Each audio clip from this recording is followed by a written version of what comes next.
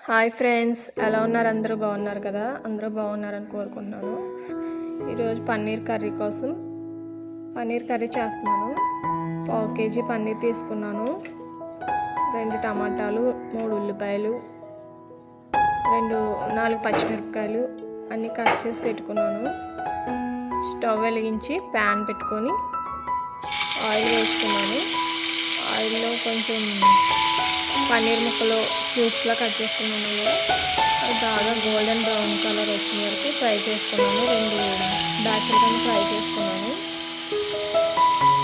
అవి వేసి వస్తున్నాను, పక్కన పెట్టుకున్నాను. ఫ్రై చేసుకొని దాని తర్వాత ఉల్లిపాయలు, పచ్చిమిరపకాయలు, 2 ఎండుమిరపకాయలు, 4 ఉల్లిపాయలు, 8 రబ్బలు,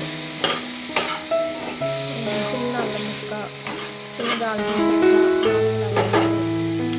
అన్నీ కూడా ఫ్రై చేసుకొని బాగా చల్లారి పెట్టుకోవాలి పక్కన. దాని తర్వాత అదే ప్యాన్లో కొంచెం ఆయిల్ కానీ వాటర్ కానీ నిమ్మలంతా వేసుకోవచ్చు. వేసుకొని వేడయ్యాక మనం పక్కన పెట్టుకున్నది ఉంది కదా, ఉల్లిపాయల ముక్కలు అవి ఆ మిక్సీ పట్టేసుకొని దాని తర్వాత పట్టేసుకున్న తర్వాత అవి కూడా ఆయిల్లో ఫ్రై చేసుకోవాలి. అది బాగా ఫ్రై చేసుకున్నాక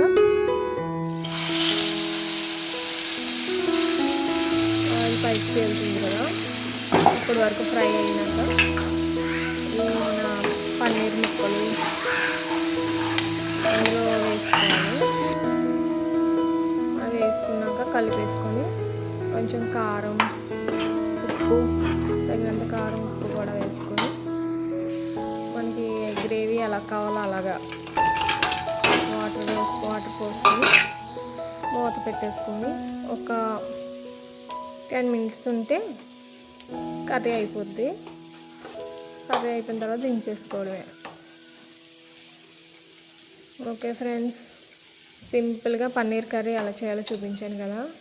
మీకు నచ్చినట్లయితే లైక్ చేయండి ఫ్రెండ్స్. ప్లీజ్ ఫ్రెండ్స్, సపోర్ట్ చేయండి, సబ్స్క్రైబ్ చేసుకోండి ప్లీజ్ ఫ్రెండ్స్.